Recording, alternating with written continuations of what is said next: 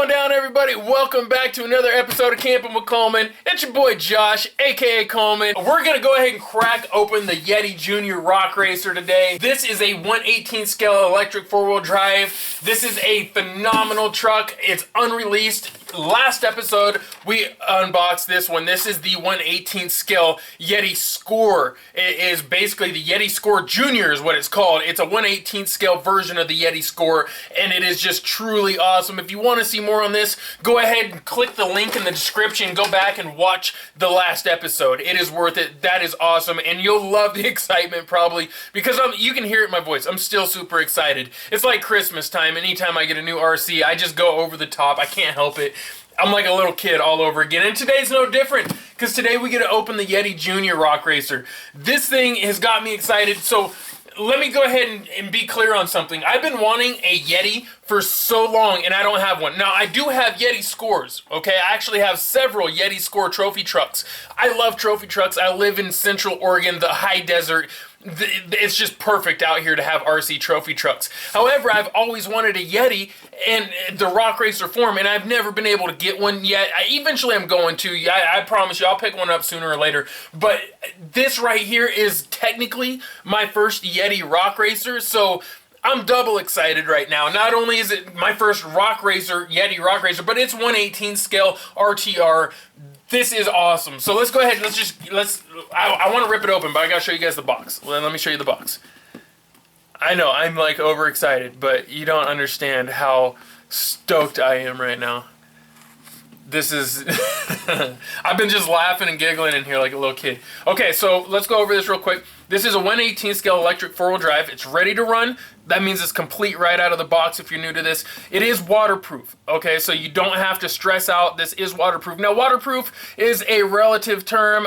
It's not rust-proof, okay? Keep that in mind. And it's only waterproof up to so much. Everything is eventually going to succumb to being underneath the water. So try to keep it to a minimum if you're going to go doing some water bashing with these things. This is meant for all kinds of terrain. It's a Rock Racer series, so it's meant for off-road, mountainous, rocky, and desert terrain. That means you can race it, rock crawl it, all that stuff. Let's go ahead and take a peek at what comes with this thing.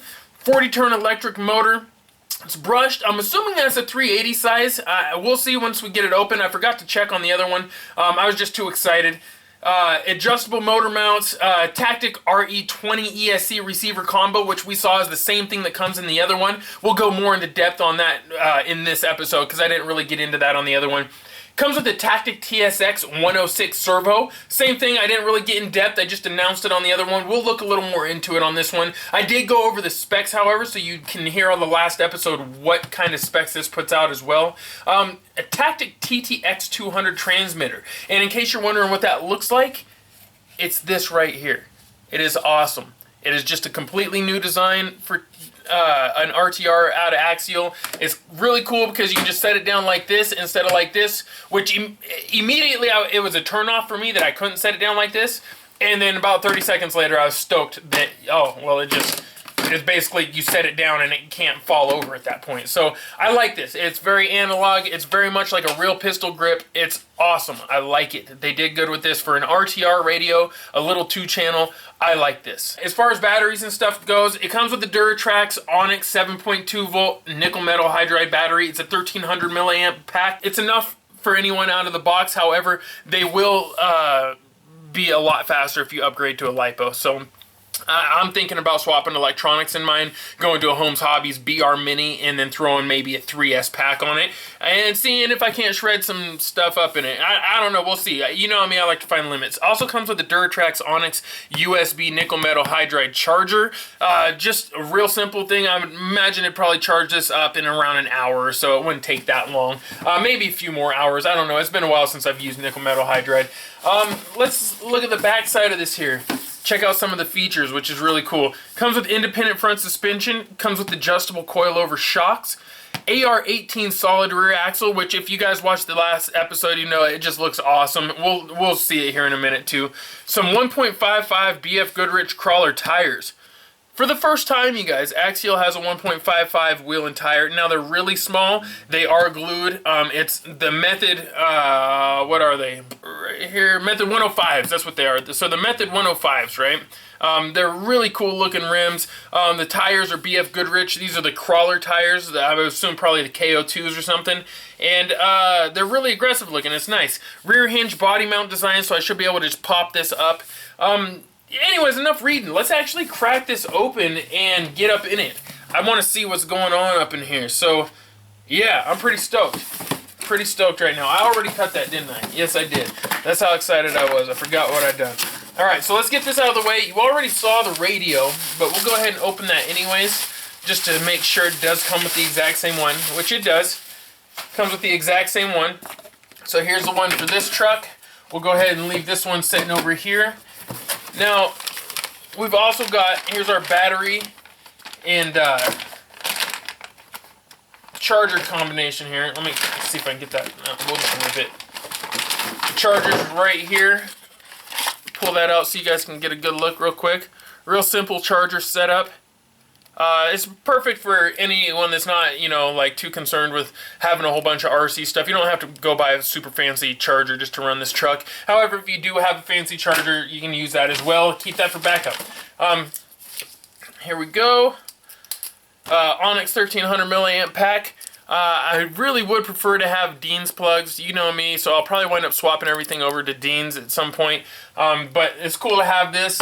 We'll set that down. And, of course, it comes with a 4 AA battery. So what that means is basically this is a plug and play. Like, you can literally just charge up your battery with the charger that comes with it, put it in, put these in the radio, and go. All right. Now, like I always say, I recommend doing a nut and bolt, as they call it in the automotive world, which is really just a check where you go over it and you just check all the nuts and bolts, make sure they're nice and snug, not over tight, not too loose. And then also, while you're at it, it's always a good thing to put some blue Loctite on any metal-to-metal connections, just to make sure nothing's going to loosen up on you from vibration when you're out bashing, having fun.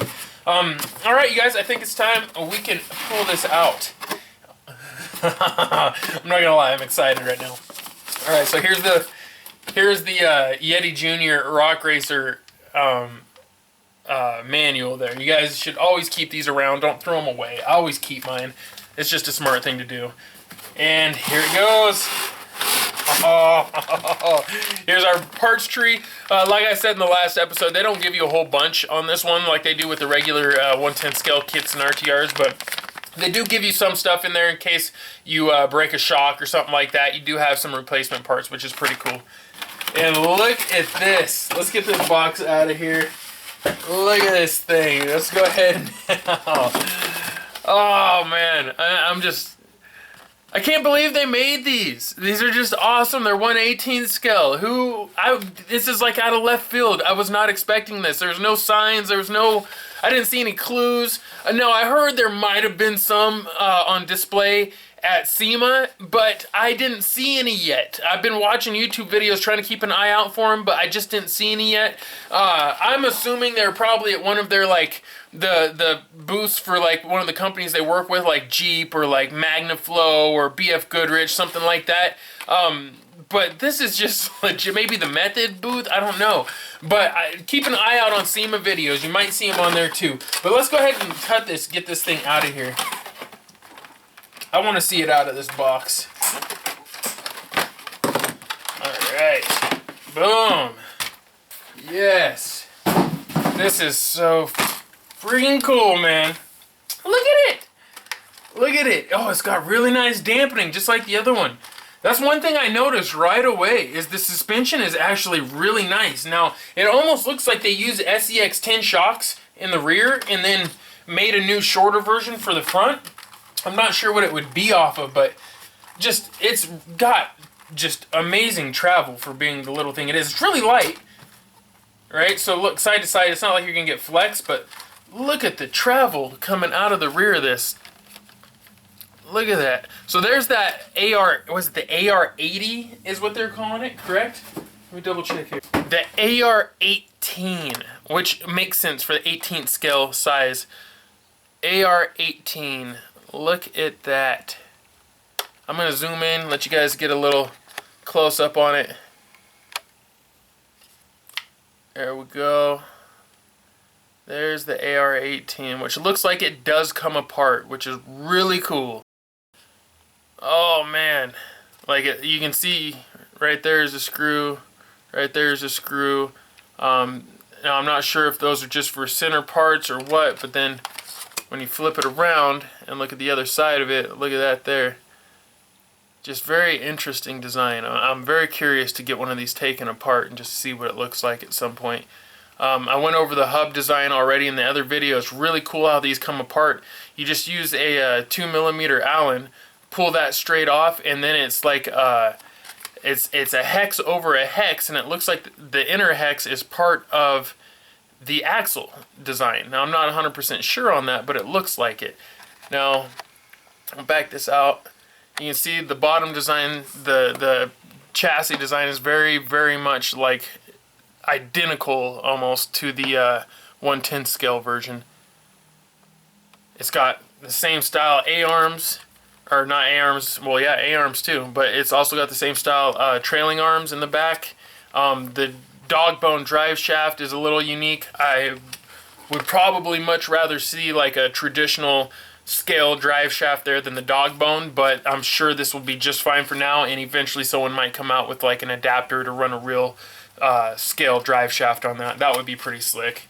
Now let's get this body open. I want to see underneath it here. And the body itself is really cool. It's almost like Fox Racing colors, if that makes sense. I'm not a big Fox guy really. I don't know much about him, and there's no Fox stickers on here, so maybe it's not Fox related, but it definitely has that cool Fox orange color. I don't know, I've always liked the logo, the Fox logo, but it looks like Axial, Icon, Method, and BF Goodrich are all involved with this. And boom, this is what they're talking about with the way the body just tilts up like that. It is really slick. Really slick.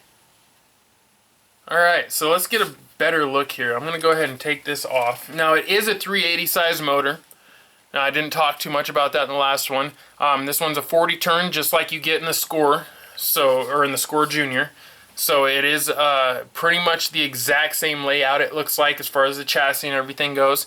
You just have bigger wheels and tires on here. It's still not locked in the rear. You're open differential front and rear. I'm very curious to see if someone comes out with lockers for these, because I would like to do some 1/18 scale crawling for sure. At least in the rear would be really awesome, but front would be cool too. Now the servo is right there. Little bitty guy. It's tucked right underneath, and it looks right. It looks like right above it is the RE20, which is where it's the ESC receiver combo, right? So I'm not sure if I want to stick with that or if I want to eventually swap out and do a different receiver and then run the HOLMES Hobbies BR Mini through this. Would be really, really slick. And then go with like a brushless motor of some kind. I don't know if I could fit a stubby in here with some modifications, but could you guys imagine a stubby in one of these? Now I don't think I'd be able to. It looks like it'd probably hit the drive shaft to the front. Yeah, but we'll see. You know, I'm just going to play around with it and see. You know me, I'm always wanting to check things for their limits, and this is really good looking, you guys. I'm super stoked. I think what we'll have to do here pretty soon is we're going to have to run another episode where we actually do a side-by-side comparison of the two and see what the real differences are. I'm very curious if there's anything I'm not noticing right off the bat. Looks like the exact same battery tray design as the other one, which if you guys missed the other one, this is really cool. It just literally just flips right up like that. You put your battery right here. It's got a nice little stop right here to keep the battery from sliding through. Put this right back over the top of it like so, and twist it. And there you go. And it doesn't come undone anymore. So pretty slick design. Pretty slick for sure. I like it. Super simple, which I'm a big fan of simple. It's a nice tight fit. Yeah, I dig it. So, anyways, I don't know about you guys, but I've got some batteries to charge because I want to rip these things around really, really bad. I'm really digging the whole flip top design for the body on this one too. That's just convenient. Now, like I said, I've never owned a actual Yeti rock racer, so The first one I want to drive, honestly, is this one, just because I want to know what it's like. This one might wind up getting played with more than that one with me, just because I'm just super stoked to have a Yeti rock racer. And I really like Ultra 4 racing, so this might become a thing for me. I don't know, though. We'll see. I'm just going to have to get them out. We're going to have to do some side-by-side comparisons and drive them side-by-side and just see what happens. I mean, honestly, you never know which one I'm going to like more. It's just... it's up in the air right now, but I can tell you this, they're probably both going to be with me almost everywhere I go. That way I've got bashers now. These things are just too legit, man. I am beyond stoked. Holy cow, this just started a whole nother realm of RC for me. You might see me with an 18 scale micro type collection here soon. This is awesome. So anyways, you guys, thank you so much for tuning in. If you want to know more about these, please leave your questions in the comments. I will be sure to check them out, and maybe we can get them answered in some upcoming videos. Go to Axial Racing's website as soon as you can. Check out what they got going on.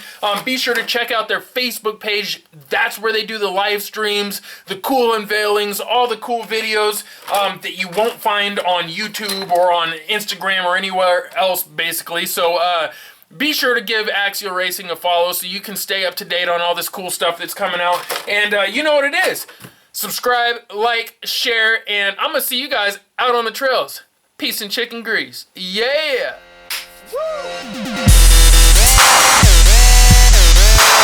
Woo!